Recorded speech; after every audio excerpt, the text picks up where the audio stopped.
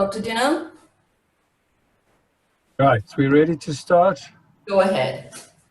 Okay, so thanks very much to Mrs. Shoshua for inviting me.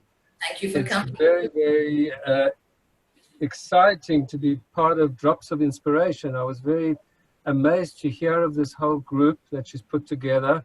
And I think it's an unbelievable chesed at this point in time with all these problems going on, that we're getting people together and we're hearing from people, and I think it's unbelievable. So I'll start off with my talk. I'm going to talk about a new field of medicine called functional medicine. Some of you may have heard about it, but I'm going to particularly talk about how it impacts on our treatment of certain illnesses, and in particular, the illness called aging.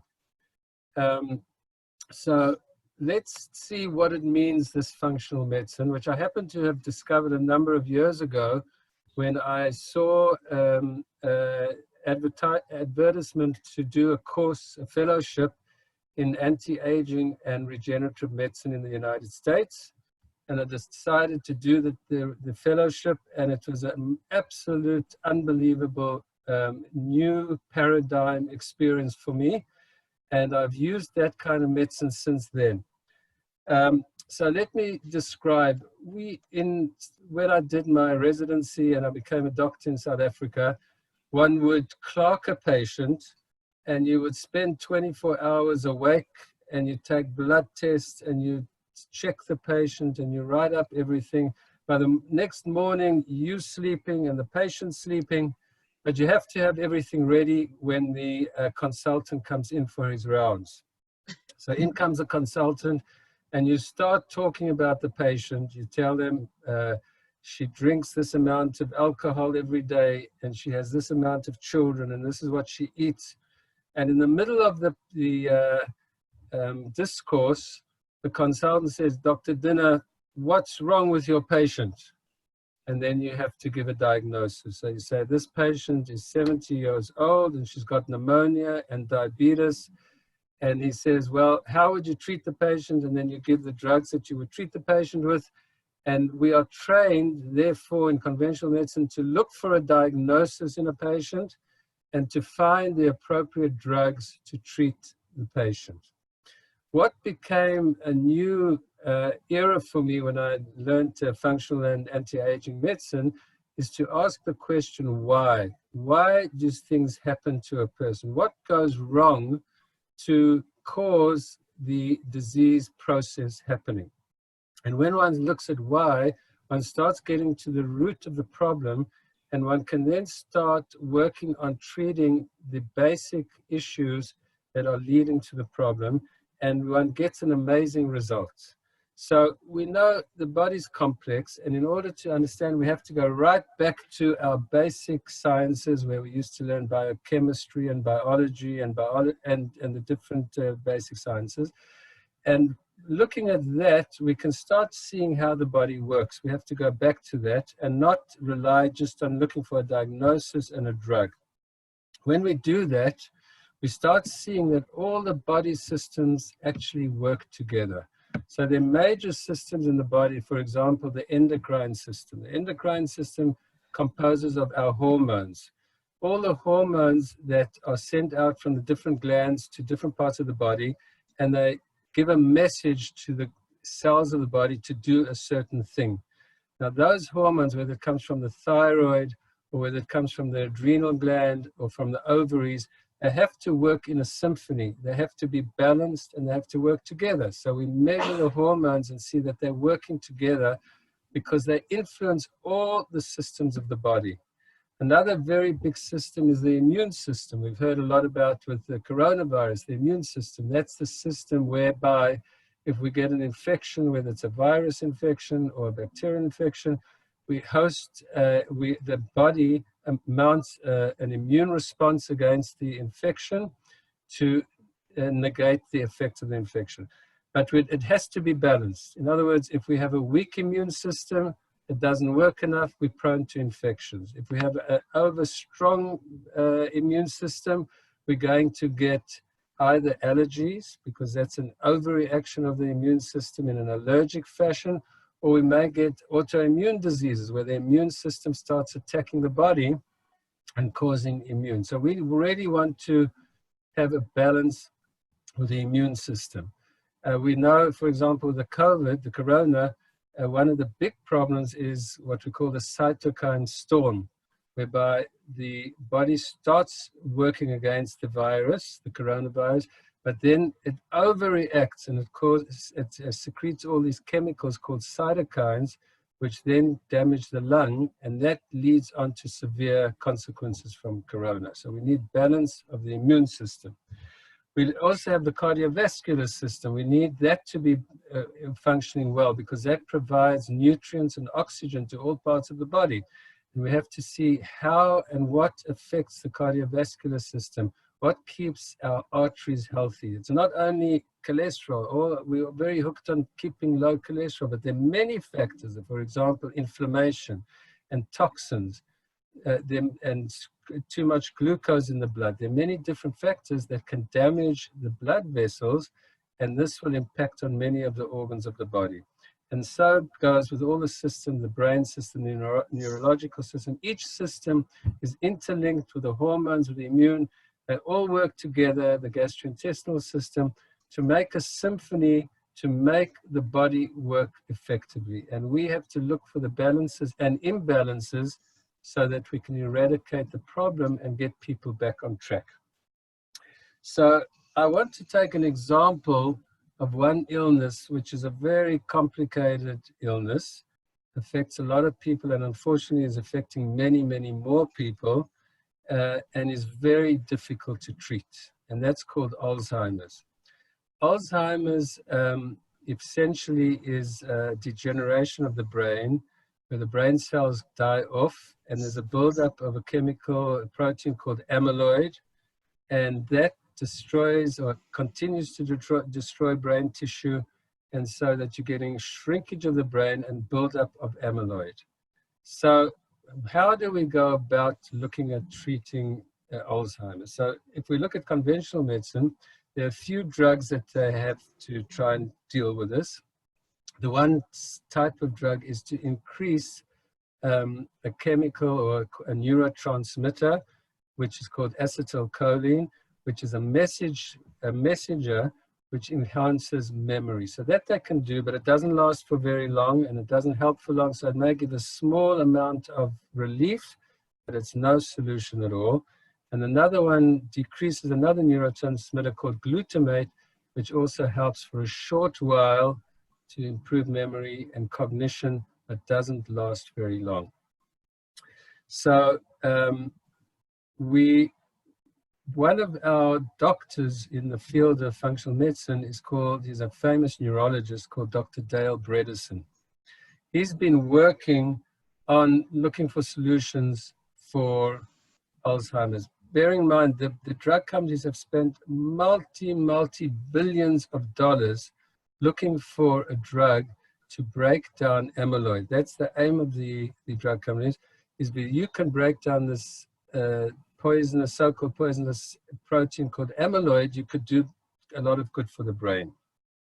They have some drugs that do something like this, but in fact, I found that some of these drugs even make you worse, and I'll explain why. So there's nothing new for many, many years. So Dr. Bredesen has been running an institute called the Bucks Institute in San Francisco. And he's been working on this and also coming up with nothing new. And then he noticed that his wife is also a physician, and she actually does functional medicine. So he looked at what they do, or what we do in functional medicine. And he's noticed how they're looking at all the different systems that cause damage to other parts of the body. And he noticed, and what he calls it, and he has found at this point in time, up to this point in time, 36 holes in the roof. That's what he calls it, 36 holes in the roof, which cause leakage. And each of these holes is something damaging the brain. And he discovered that amyloid actually is built up in the brain to protect the brain against this damage, all these damages. So if you find that there's all these things coming in and damaging, you build up more amyloid, and it's actually trying to protect the brain. So if you try and break down amyloid like the drug companies are doing, you're not doing any good for the person. What would we rather want to do? We would rather block up the leakages. Let's plug up the 36 holes, and then we can know how to treat a person. And each person has their own leakages. For example, high glucose and high insulin is a leakage. Increased inflammation is one of the leakages. A lot of a chemical called homocysteine is a leakage. Certain toxins are leakages. And there are also things called trophic factors. Trophic factors are things that help build good brain tissue. Hormones are trophic factors. Good nutrition are trophic, that actually help build. So our aim would be to remove the so-called poisons and toxins from the brain. Block up those holes and provide the essential nutrients and trophic factors that the brain cells need to grow. And he found, and he made a program, it's called the RECODE program. It's very famous, and you can find it. There's a lot of information. There's books he's written about it. His one book is actually called The End to Alzheimer's. And I think if a man like him can write a book and have a heading called The End to Alzheimer's, well, you've got to be pretty brave to do that. So I think he's quite sure of himself. And he has a number of patients who have been very successful. He describes patients, for example, one of his patients, his family, his children lived 2 blocks down the road, and he would go and visit the children, and he got lost. He couldn't get there 2 blocks down the road. And he went on the RECODE program, and now he's driving 700 miles to another state to visit his brother, and he doesn't get lost, and he drives home again. So he's having some very good success with treating Alzheimer's. And the message really behind it is all to look for the causes, look for the insults, and block up those holes that are insulting the brain, and you get a good result. So the point would be really is you have to measure that. In other words, this is not natural medicine. This is scientific medicine. We do use a lot of natural products because a lot of natural products have been proven to help. But the testing and the system of finding out what's going wrong is done very scientifically. We've got very sophisticated tests to test, and we can see the picture of each person and see what type of is their Alzheimer's a toxic type? Is it a glucose type we call glucotoxic? Is it a trophic type? Where do they fit? And based on their individual picture, we can give them a program which is very, very helpful. Obviously, the earlier one starts, the better. So we find that people, even if you're getting mild signs of memory and cognitive loss, you don't want to wait. You want to deal with it, and you can do a lot of good to prevent progression. The earlier, the better. So that's an example of how we would use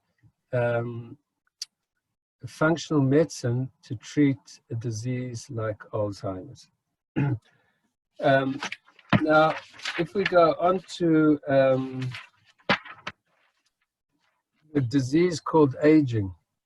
So aging obviously frequently is accompanied by different chronic illnesses. And if you have different chronic illnesses, whether it's diabetes or arthritis or other forms of illness, that may accelerate the aging process. And obviously another factor would be our genetic makeup, which goes a long way in helping us live healthily for longer.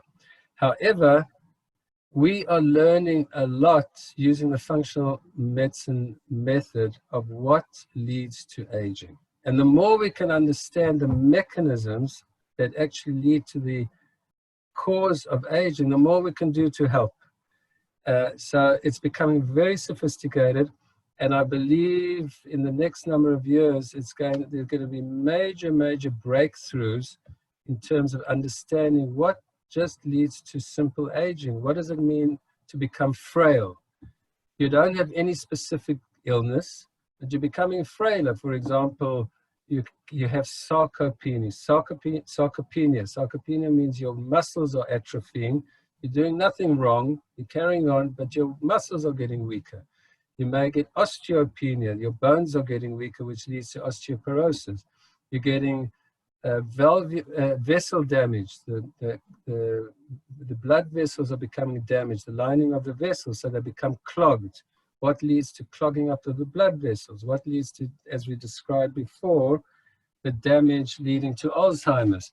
So the more we understand about the mechanisms, the more we're going to be able to reverse aging. So I'll just describe 3 fairly recent discoveries in the aging arena, which have been discovered recently and are quite interesting. So and then there are already some solutions for these things.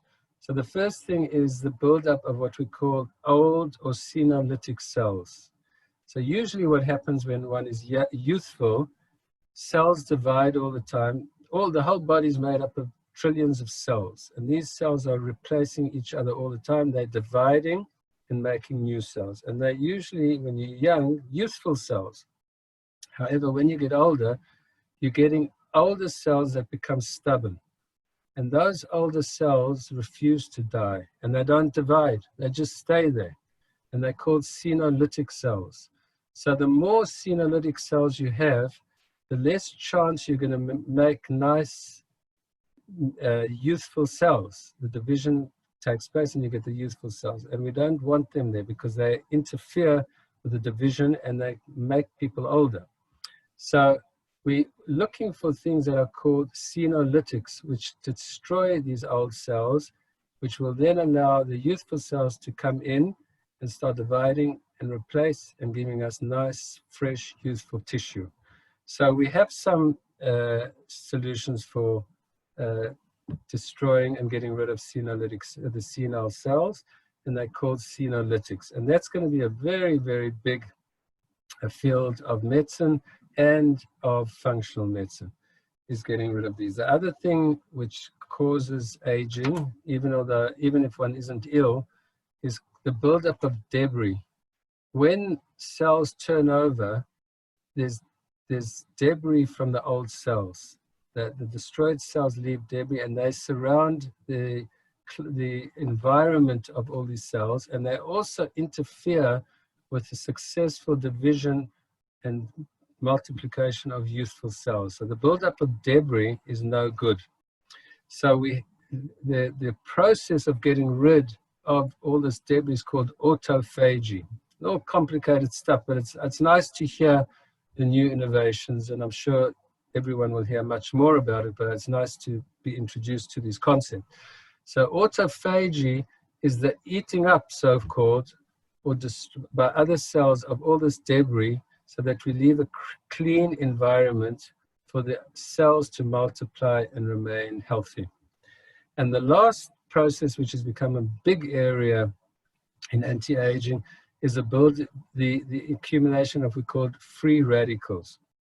When cells produce energy, they produce energy in the mitochondria. Those are the powerhouses of the cells. At the same time of producing energy from oxygen, they're making these things called free radicals. Free radicals are chemicals that cause damage to other parts of the cell. And it's not good when they accumulate, but there's no way out of it because that's part of the energy process. So we need to get sure that we negate the buildup of free radicals. That's another process of the science of anti-aging, and it's becoming more and more sophisticated and very, very exciting and interesting, because the more we know of some natural things that do this, natural supplements, but the more we get into the build-up of solutions for this, the more we are going to be able to counteract the aging process. So that's a bit of history of the processes that we look at in functional medicine to treat a person both from Alzheimer's and also from aging. So how would we look at a patient who comes to us and says, look, I want to live longer, and in living longer, I want to be healthier so that the onset of chronic illness comes later, and we want to live as many years as possible healthy and as few little possible with some kind of chronic illness before we go. So the first thing to understand what each person is, because we're all different. And we say in anti-aging that you are as old as your weakest part. In other words, you can have 20 parts that are good, and you can have one part that is not so good, and that's going to get you in the end. So we need to discover in each person on an individual basis, what are the things that are going wrong for that person, and try and fix it up before the damage is done. So the first thing we would do, not as I described when I was a junior physician doing my residency, aiming for straight to diagnosis and straight to the solution with a drug. We want to know a lot about what's going on. We want a very, very comprehensive history, because we've got to know what people are eating. It makes a massive difference in what happens to them. We want to know their exercise, their sleep patterns. We want to know how much stress they experiencing, because stress is has a massive effect on every single part and process in the body. Everything: heart, vascular system, brain, gastrointestinal section. And I actually wrote a book on stress called The Heart of the Matter, whereby we go into the mechanisms of what stress does, and also look at the source of stress, because what we find is it's one thing, all very well to do the techniques that treat stress, but the truth is you really want to get to the bottom of it. You've got to find out the source, where's that stress coming from, and make solutions. Oftentimes we'll say, well, you're telling me the impossible. How am I going to look at all these problems I've got, and how are we going to find solutions? And that's true. But either way, we have to learn how to deal with it, either to change a situation, and if we can't change a situation, we have to learn to cope with the situation so that the stress response is less. Because we want to essentially be living in what we call vagal tone. There are two types of tones that we can live in, and the influences of the neurological system on the body. The one is called the sympathetic system, which is the fight and flight, whereby if we encounter a danger, we've got to be ready to deal with it, and that's a fight and flight response. That we want to keep for very small periods of time. We don't want to be under that influence for long. It'll help us get out of danger, and get out of sympathetic tone. What we do want to be is in vagal tone, which is the vagal tone is under the influence of the vagus nerve, and that's called rest and digest. The rest and digest system is when everything's going smoothly, the digestive system is working, the brain's working well, the vascular system is not being constricted because it's not constricted by the cortisol and adrenaline and all these chemicals from stress. Everything's working in a peaceful mode. And our aim would be to get into that mode. And most of the time, only when we need it will we use the sympathetic mode. So part of the history, as opposed to what we did at medical school, is getting through the history into a diagnosis, is to take it carefully and make detail and see where are the trigger factors, what's going wrong, and what can we fix up. So we do a very thorough thing. The next step would be to do comprehensive blood testing.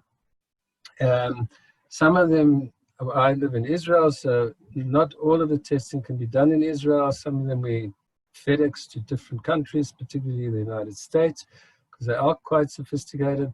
And they give us a lot of insight to the different processes, the homocysteine, the different types of hormone. For example, we used to think that, and you still know, if you would speak to a lot of gynecologists, estrogen's bad for you. But it's not true.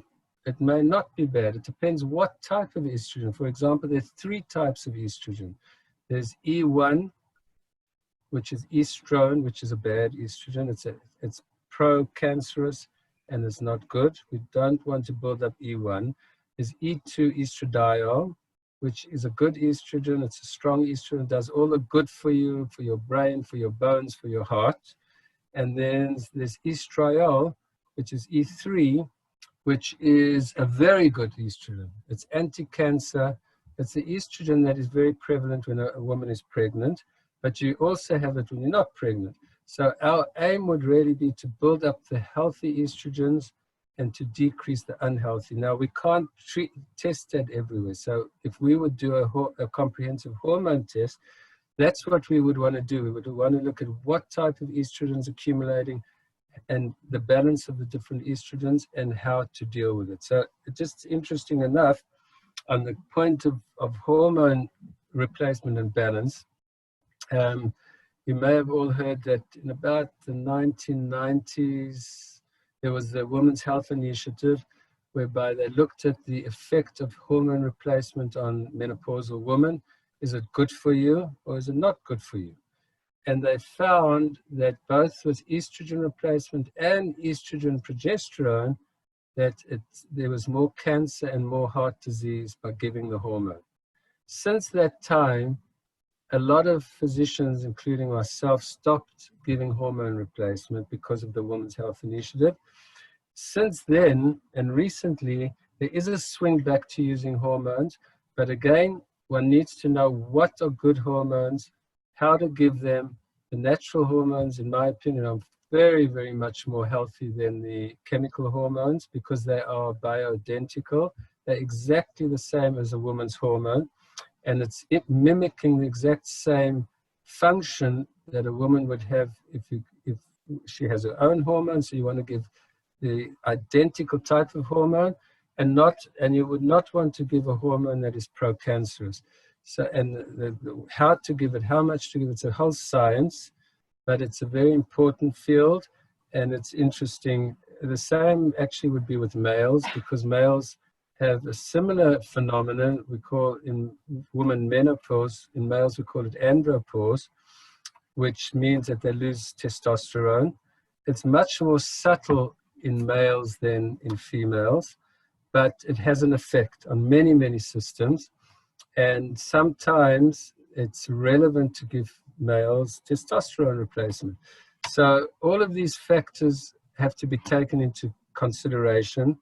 What's causing the issues, what's causing the aging, what's causing the changing, and how would we replace it? So we need sophisticated testing, and the testing is getting more and more sophisticated. For example, also the very big field of medicine today, it comes, I think, was initiated by functional medicine, but now even conventional medicine is getting into it, is the gastrointestinal tract, which is called the microbiome, which is the distribution of trillions and trillions of bacteria that live in the gastrointestinal tract. Now, those bacteria are not just living there.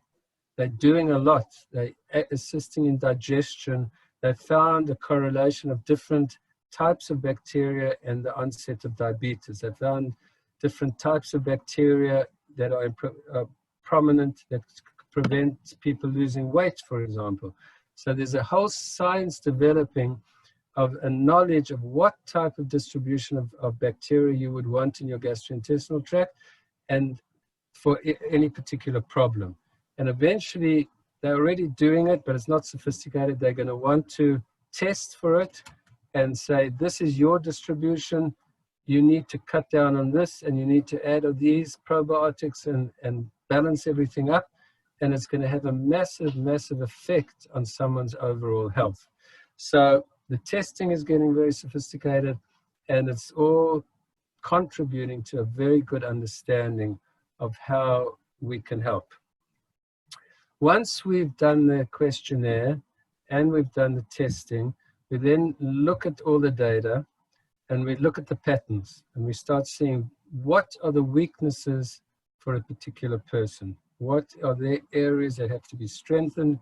And then we present a program which would include from the very basics till the more sophisticated. Nutrition is extremely important, because we know now, in my days in medical school, I don't recall doing any lectures on nutrition in those days, but it's so crucial, it's becoming so central to a person's overall health, that we look at that very closely, and we have different eating programs for different issues, because there's so much out there today in terms of nutrition that it's confusing. One day dairy is good, and the next day meat is good, and they're vegetarian, and there's paleo, and it's so complicated and confusing and changing all the time, that one really needs someone who's an expert in the field to get through all of the changes and see what's real, what's really meant sustaining, what are the real things that really work, and try and present that. And also the different nutrition programs that work for different people. So for their particular problem, and we individualize the program. So we said, this type of program is going to be good for you. And we find it makes a massive, massive difference. We don't like dieting at all, because it's not the way to go anymore. It's old-fashioned. We like healthy eating and correct nutrition. Then obviously exercise is of absolute essential component of any anti-aging program.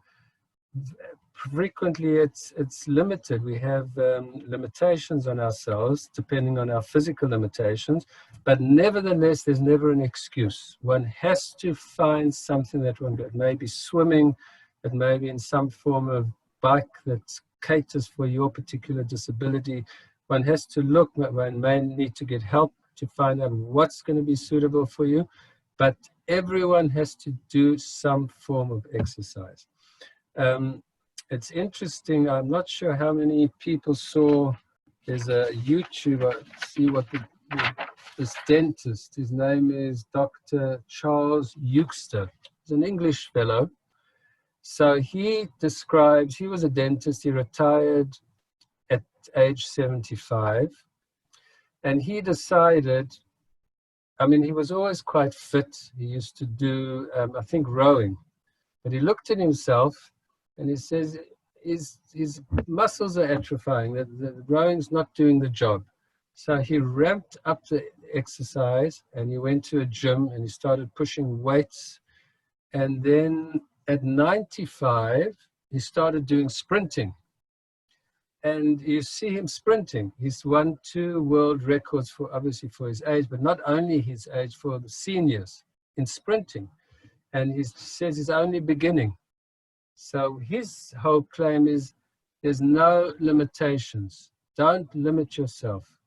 Do more and think bigger, and you'll be able to do more. And it's unbelievable to see this chap. He's not stopping. He says he's very vain, and he wants to be big and muscular, and he's now 97, and he's not stopping at all. So it's interesting if you ever see this Charles Eugler, his name is. A nice little YouTube to watch. So exercise, stress management, as we mentioned, and then there's a whole host of supplements, because in my book called Be Young, the whole trend and theme of the book is to say 2 things. Number 1 is you have to use all the different parts of the body. So you have to use your brain, and don't retire, remain active, remain engaged, join groups, keep involved, don't be passive and watch television all the time. Use your brain with learning new skills, hobbies, and use your muscles. Don't be passive, as we mentioned. Keep active. But at the same time, the book tells you that you have to replace certain minerals, supplements and vitamins that are essential for maintaining the tissue. So the various supplements are good for brain tissue and brain nerve cell growth. And there's things good for muscle and for bone and all the different tissues.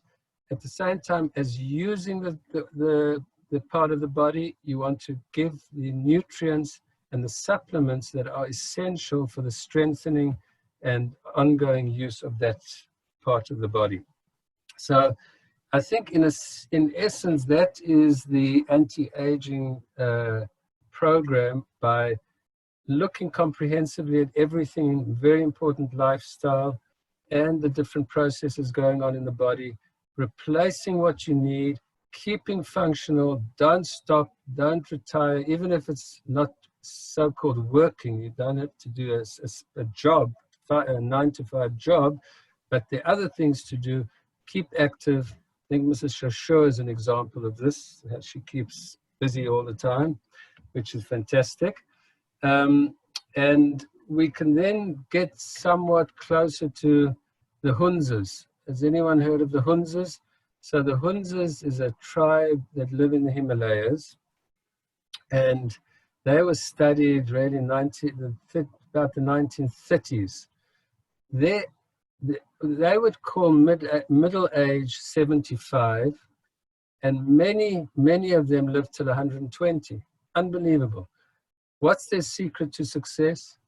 They're very active. They don't limit. They don't see like at 90 you shouldn't climb the mountain and go and fetch the sheep and bring them down. They'll climb up 10 kilometers up the mountain at night and bring them back, because they don't see themselves as old. And they eat healthy, natural foods, obviously non-processed foods that we all used to eating. And they're not stressed, and they're very sociable. In other words, people will be living in their little huts, and someone will come at 10 o'clock, knock at the door, and they'll be invited in, and they'll have a cup of tea with the neighbor, and they'll discuss the weather and what's happening with the crops. So it's sociable. You feel that you're with people. The emotions are good. The stress is low. The health habits are good, and it's proven they live very, very long. Those are the Hunzas. So I think that would be a summary of what I have to suggest and offer. And I think if there are any questions, a bit early, but if there's any questions, we can go into them as needed. So I have unmuted everybody. If you want to unmute yourself and ask Dr. Dinner any questions, this is your opportunity. Dr. Dinner, you have some questions on the chat. Okay. Oh, so how do we see that now? Click on the chat. Can a blood test show how many senolytic cells one has? That's a very good question. As far as I know, no. I don't believe there's a blood test to test for it at this point in time. I'm sure there will be as they get more sophisticated, but no, I would say no. Okay, there's more questions coming in. How do we get a blood test to check estrogen? So you have to get you would have to get an advanced hormone test. I don't know which country we're talking about. In Israel, we don't have it. The best test is the salivary test. So what we do is we get a salivary because when you take a blood test, it's showing your hormone level in the blood at a particular time of the day, whereas saliva, the hormones are building up in the salivary gland over time. So when you get saliva, you're getting an accumulation and a much better idea of what's happening. So we use saliva. We send the saliva to the United States. We have laboratories there, and they'll give either saliva or urine. They'll give a whole idea of what type of estrogen, how much of each one, what to do and how to change it, and how to balance up the estrogens. But we don't have the labs in Israel. Dr. Dinner. Yes. Hi, it's Tessie Chesney. How are you? How's the family? I hope all's well. Thank God, all good. Nice to not see you every once in a while. That's good. Right. I've got two questions, please. Yes. The first one is Charles. What's his second name, please? Can you spell it so I can look it up on YouTube? Eugler, I think it's, let's see how I wrote it here. Eugster, E-U-G-S-T-E-R. Thank you very much. And the second Fascinating question, chap. the second question is, Yeah. in the beginning of the talk, you spoke about Alzheimer's and this fellow who not just stopped the progression of Alzheimer's, but actually reversed the effects of Yes. Alzheimer's. Is this possible in every case, or is it specific to him because his, whatever it was, his level, it was very early or whatever it No, was? Is it some- possible to actually reverse the effects of Alzheimer's? Some cases are easier to work with and some cases are more difficult depending on the cause. For example, if the cause is the glucotoxic type or the inflammatory type, so it's much easier to deal with those causes and reduce inflammation, reduce glucose and insulin in the brain. So some of them are reversible to a large extent. You get people who go back to work. They couldn't work they're in their 60s and they go back to a full day's work. However, some of them, the toxic types from mercury and certain trophic types where there's not enough nutrition for the brain, they're more difficult.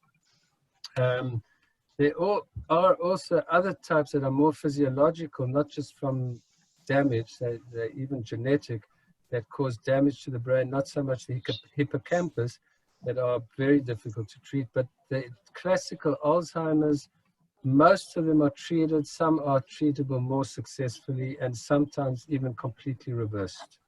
Does it have anything to do with your age, not your physical age, but yes, your physical age? Meaning, if someone gets it at a younger age, is it easier to reverse? Somebody gets it older, is it easier to reverse? I don't think age is so much an issue. I think that the time you catch it is very important. In other words, if you get the early stages, it's much, much easier. Once the buildup of amyloid is extensive, it's much more difficult. You get less. I mean, Dr. Bredesen, who's really an expert, I use his program, but he's unbelievable. So even the advanced cases that can't talk, they're not talking at all, he can get them again to talk, but they're not going to know much, but they will improve somewhat. And also, is there a difference between Alzheimer's and other diseases, degenerative diseases of the brain? Definitely, yes. There's a large difference. There is a large difference, and the other more physical ones, where there's much more physical damage to the brain, are much more difficult to treat. Could you, is it possible to mention some of the minerals and the food that is particularly good for an older person, or a book that you could recommend? Well, I think I don't like recommending my book, but I think it does give all the minerals and supplements that are good for aging, and also for the different problems associated with aging. It's divided up so that we've got things for the brain and things for the cardiovascular system. All the supplements are given in that book. It's called Be Young, just the name Be Young. Is it on Amazon? You can get it on. You can get it on Amazon, and people who are in Israel can get it from the clinic. May I ask a question? It's called Be Young or Being Young? Be Young or Being Young? B-E-Y-O-U-N-G. I have a question. Is it okay to speak? Yes. Yes, of course. Thanks. I had an experience some years ago at Tel Aviv with a very severe Alzheimer's patient. And I was teaching art therapy, but I'm not a trained art therapist. I was quite fascinated, and I've always wanted to know the answer. I sat with this man who was completely immobile, completely not with it, completely did not know what was going on around him. He was in a wheelchair, and his name was Arthur, God rest his soul. And I gave him, I had 16 people on 2 tables, but I focused in on Arthur, and I said to him, he didn't respond at all. and I gave him a paintbrush, and I just kept talking to him. I stuck the paintbrush, a large paintbrush, in his hand, and I sat next to him, and I put out the primary colours onto 3 blobs, red, blue and yellow, and I picked his hand up, and I started moving it from one corner to the next, up and down, sideways, diagonally, until he was still not with it. He didn't know what was going on, which is what I thought. And I left, we just did it together until this page was complete. And when it was finished, I just said, the others were working, and I said, Arthur, I'm going to take your page now, and I'm going to just go and put it over to dry, and I'm going to get you another sheet. Of course, there was no response. And when I came back, there was Arthur with his paintbrush doing the same movements that I had been doing with him on the table. And from this up to this day, I have never, ever understood how did that happen? How? There are certain, it's an interesting phenomenon, because there are certain parts of the brain that are still functioning. So, you know, the hippocampus, the memory side is gone completely, but there are certain parts that still function, and you happen to bring it out. And I think you seem to be a very good therapist. I would go back and a bit, there is something you can do at any stage. It's very good. Well, I must admit, I've done that also with someone I take care of.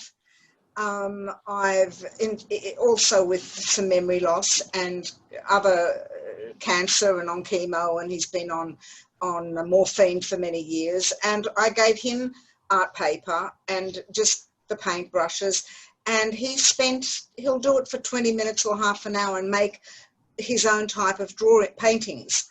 And I just think that with this person doesn't have Alzheimer's, but there's a bit of memory loss. My question about this is, what was going on in Arthur's mind? He remembered, he knew what to do. What is it that we can do as people and as helpers, as carers, to make sure that we are on board and we know what that person needs at that particular time to help them to enjoy life to whatever degree they're capable? Right. So he obviously had some functioning, and it just came back. It stuck in that piece of brain that was still working. And that's what a therapist must do, is to keep trying and see what are the things that are going to catch a person and how that's good for them. So I think you did a very good job there with it. Dr. Dinner, we have quite a few questions in the chat. Okay. To address them. Who are the experts in nutrition that we can reach? That's from Esther. Look, there's so much, there's a lot of different things. I don't think there's one expert in nutrition, because everyone's got their thing. You know, for example, Dr. Bredesen for brain, he uses a thing called the Keto Flex diet, which he's developed, which is very good for brain. And then there's Dr. Hyman, who's a very big doctor in functional medicine. He does the paleo diet. So I don't think there's one address for all of these different nutritional programs. One really needs someone to guide you, which is good for a particular person. We've developed a so-called anti-aging diet, which is more generic for everyone. So anyone who's 50 plus, starting the aging process, we give our anti-aging, which is high in nutrients. It's a healthy diet, and keeping all the bad stuff out of the diet and increasing all the good things, which is essentially what you want. But then all the different types and needs, you need someone who just knows all the different programs. I don't think there's one address for that type of thing. Okay, next question. What medication do you use for Alzheimer's? I don't know if there's an answer to that. Well, there's no medication. If a person's on medication, the ones that I described before that increase your acetylcholine, so we keep people on. We don't interfere with that because it has some small effect. It's not preventing it, it's not reversing, but it has some effect. We don't stop it. So anything the neurologist or doctor is using, we keep them on it. We add natural things that enhance the growth of nerve cells. So there's a thing called Bacopa. A lot of these are Indian remedies that were used many, many years ago. Bacopa is one of them we use. There's a type of magnesium called magnesium threonate, which actually gets into the brain and enhances growth, nerve growth. And it's very, very helpful. It's called magnesium threonate. There's a mushroom called lion's mane, which is very helpful. There are a lot of different natural products that actually have been proven to help brain growth and the communication, brain nerve cell growth and the communication between nerve cells in the brain. Next. So it's a long story there. Go on. Okay, this is from Marion. Is there anyone who can tell who is more prone to suffer from Alzheimer's? As I know of many extremely mentally and physically active people who get it. Is it hereditary? Yeah, look, there is a hereditary aspect, and there is a gene, the APOE4 gene, that is inherited, and you have a much higher chance of getting Alzheimer's if you have the gene. You can either get the recessive, where you get one gene from one parent, or you can have the homozygous, not the recessive, the heterozygous or the homozygous, where you get two genes and from two parents, and that's much more severe. But even with the APOE4 gene, which is the classical, there are even other genes that affect and cause Alzheimer's, but this is the big one. You can do a lot for it. So Dr. Bredesen likes to check for genes, because then one has to be more active and much more aggressive in treating people if you discover that the person has a gene. I'm quite cautious with checking genes, because once you label a person, it's very depressing and it's difficult. So I prefer just getting people onto programs and not labeling with them a gene, but he may be right if necessary to look for the genes. And it's quite easy to test for it. Miriam, can you help with arthritis and overweight? Arthritis and? Overweight. Yeah, overweight, certainly. There are different types of arthritis. There's, the classical osteoarthritis, which is really wear and tear.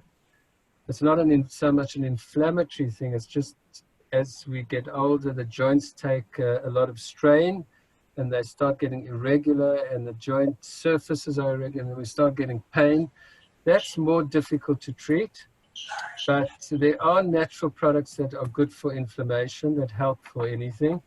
The inflammatory arthritises, which are often autoimmune diseases, they can be treated with functional medicine, yeah. Okay. Esther, are any of these gene tests covered by the Coupa? I would not think they are, not that I know of. It's possible that if someone is prone and there's a family history, one could do genetic tests. You go to a genetic counselor, because when you're on the Coupa, you have to see a genetic counselor. They don't just allow genetic testing. And the genetic counselor, if they think it's necessary, or they see something happening that would be helpful, they can give it. They could give that test to be done. So you would need to see a genetic counselor. If you want to unmute yourself and ask Dr. Dinner any questions, feel free now. I'd like to ask, going to a doctor, what blood test should one ask for? Or blood test, as you're saying, wouldn't be enough? Yeah, the blood test, you want to get as much as you can. If you're talking about, say, from Kupat Cholim, so you want to get as much as you can of the regular routine blood tests, the vitamins that you can get, and the minerals, as much as most of the minerals you cannot get. You want to see your cholesterol levels, cortisol level, as much as you can. There is a big limitation to what you can get. You can't get a lot of the tests that we would want in anti-aging, but there are things you can get. I think I can't ask Dr. Dinner to address personal questions. If you have personal questions on particular ailments, you need to address them to him yourself. We're addressing here general information to what Dr. Dinner has spoken. I'm sorry, you'll have to address personal questions to him yourself. You mentioned lion mane, the mineral, which I Yes. have. Is there any other mineral that you recommend But for the brain? well, we like the minerals. It would be the magnesium threonate. The magnesium threonate.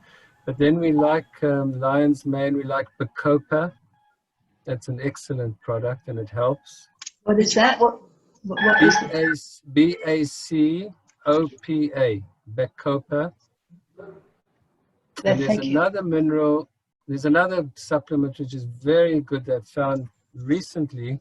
Yes, It's called yes. Fisetin. Fisetin. F-I-S-E. S-E-T. F for Freddy. Yes, I-S. yes, E-T-I-N. Fisetin.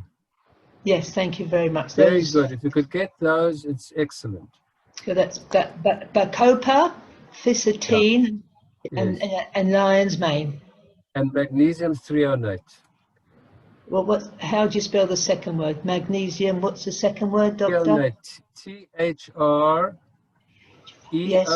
T-H-R-E-O-N-A-T-E. Threonate. Where do you buy them? Well, I mean, we have a product which we make. It's called Reneuro for the brain. It's got all of it in. All of that, what I mentioned, is in that product. It's called Reneuro. R-E-N-E-U-R-O. Dr. Dinner, if people would like to know more about your program, how can they contact you? So they could call the number 622-8674, and they can speak to Abigail or Gully, but you may have to leave a message, but she'll get back to you if you need to. Well, I'm Call in it. England. I'm in England. What's the code? What's the code before the 6? If I'm calling from England. 0044. Pardon? No, 00972. Then Yeah. And what town? What town is the doctor reside in? Where does he live? Beit Shemesh, so Beit it's a 2, Shemesh. I think. It's a 2. The Yeah. code is Okay. 2, yeah. Lovely. Okay. Okay. And can we get the book? The book that you mentioned, we can get it from England? Well, it's on Amazon. I'm not sure if it's on Amazon England, but I'll have to check on that. I know it's in Amazon America.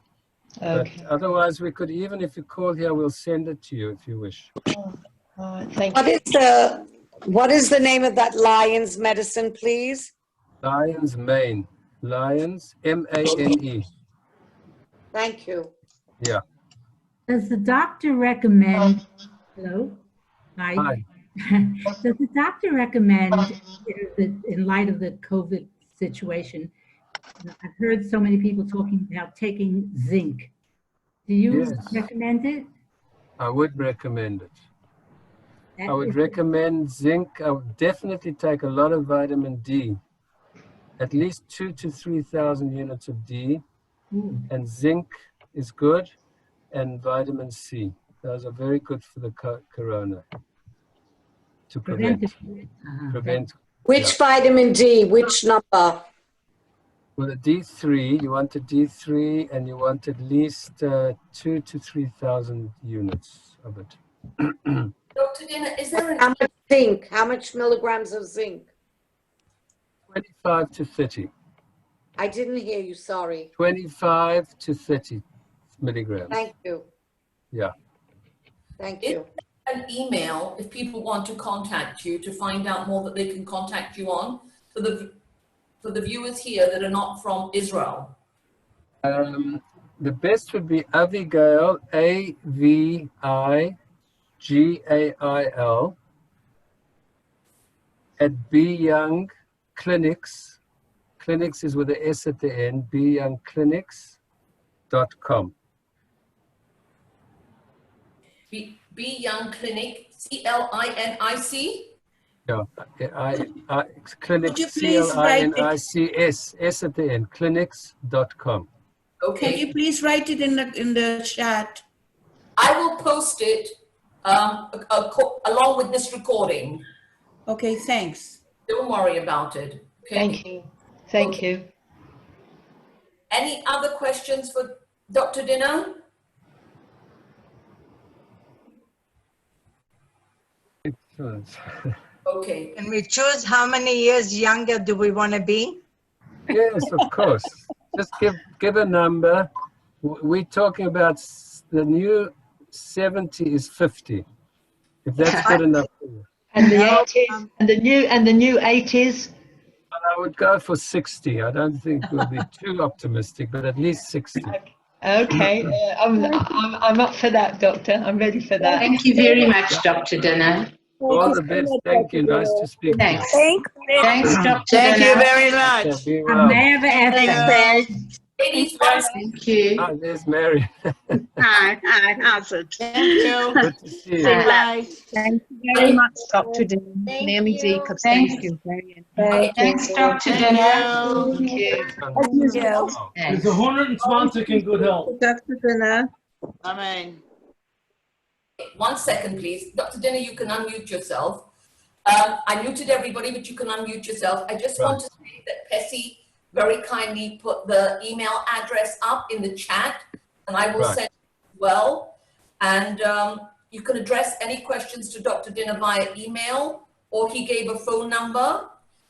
His books can be got on Amazon or from the surgery. Is that right, Dr. Dinner? Yeah, if necessary, if it's a problem in England, because I'm not sure we're on Amazon England, we're going to be on there, but we can send it. We'll send it from here. It's cost all of 30 shekel, the book. Okay. So, Dr. Dinner, thank you so very much, really, for being our guest on Drops. And thanks for having me, and good luck. It's a fantastic project. Thank you. Great. All the best. Ladies Thank you, Dr. Dinner. Although you left a long time ago, we still miss you in Beitar. Oh, thank you. This is Mishpachat Thanks a lot. Guberfein. Guberfein. Yes, I remember you. Yes. All the best.